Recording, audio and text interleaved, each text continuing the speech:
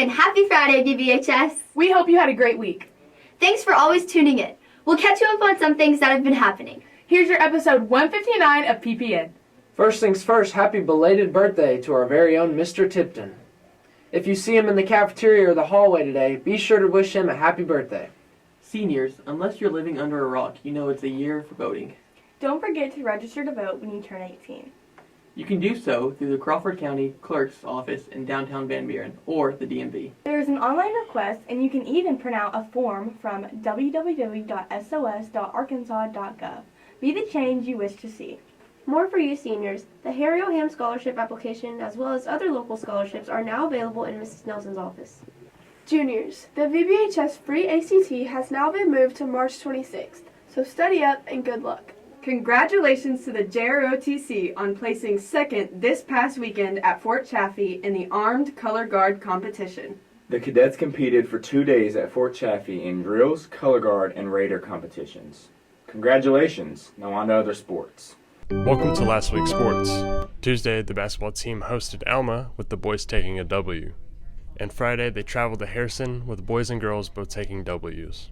To finish off the week Saturday, the wrestling team traveled to Searcy for regionals. That's it for last week's sports. Here's next week's sports. Monday, softball goes to Southside to take on the Mavericks.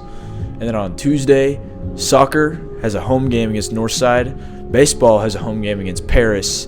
And softball travels to Prairie Grove. All throughout next week, basketball has their 5A state tournament. And Thursday, softball has a home game against Gravette.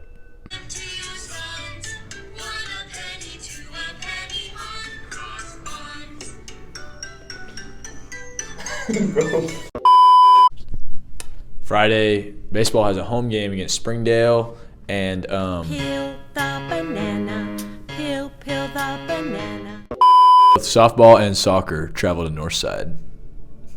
In the U.S., A crew of cargo ships were forced to abandon their vessel after being attacked by the Houthis in the Red Sea. The first time a crew had to abandon ships since the militant group had been striking commercial vessels last year. according to the New York Times, the U.S. said it struck more Houthi targets in Yemen, including the underwater drone. Donald Trump wants to sell you sneakers. At a sneaker convention in Philadelphia on Saturday, the former president unveiled a new sneaker line, Never Surrender High Tops. One day after a judge ordered Trump to pay $355 million in civil fraud case, and 3 weeks after another judge ordered him to pay $83 million in a defamation case. The gold sneakers adorned with a U.S. flag went quickly. All 1,000 pairs priced at $3.99 a piece sold out in hours. America makes chips again. The Commerce Department said yesterday it'll send $1.5 billion to chip-making global foundries. It's the largest grant yet, from the $39 billion piggy bank established in 2022.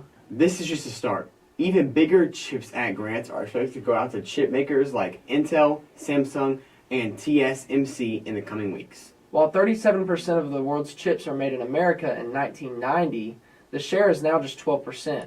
Most chips are now made in Taiwan. This is a big move for the country, both for technology and politics. The leader of a strike at Kellogg's factory in Omaha is running for Senate as an independent in Deep Red, Nebraska. Nikki Haley plans to stay in the Republican primary race beyond South Carolina next week. In the world, Western leaders gathered in Munich. They discussed Vladimir Putin's ambitions and the unreliability of U.S. support. The Russian authorities detained at least 366 people as thousands of Russians publicly mourned the death of the opposition leader Alexei Navalny. Supporters of arming Ukraine are using a new persuasive tactic. They argue that helping Ukraine is a major benefit to the American economy.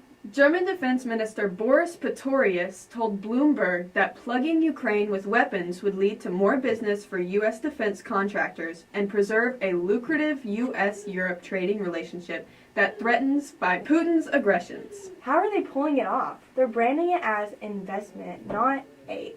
More in the world, the American ambassador to the UN said the U.S. would not support an upcoming Security Council resolution that calls for a ceasefire in Gaza. Israel said it would begin a ground offensive in Rafah if Hamas did not release the remaining hostages by Ramadan, which begins in less than 3 weeks. Can it be avoided? The most likely path for avoiding an invasion would involve an extended ceasefire in exchange for the release of about 130 hostages that Hamas is still holding in Gaza.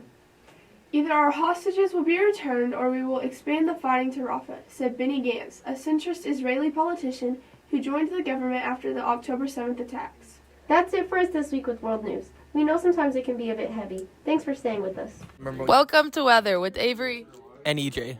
And we're doing this while running. Today we have a high of 68 and a low of 45. Over the weekend, we have a high of 75 and a low of 41. Through the next week, High of 79 degrees and a low of 36 degrees.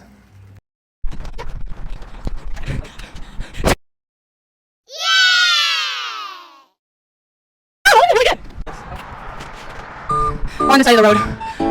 I'm very tired. How are you feeling? Yeah, I'm tired too, actually. I'll make you feel better. I'm tired too. My legs are hurting. My lungs are not lunging.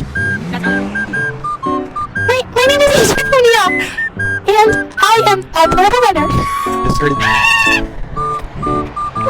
I'm gonna get started on the sidewalk. Oh yeah. Get it. We're running away. No, we're not running away fast. No. Thanks for tuning in. Be sure to DM our Instagram at VBHS Pointer Pack News so we can feature you in our student submissions section of the episode. Till then, wear your seatbelts, drink some water, and tell someone you love them. Have a great weekend.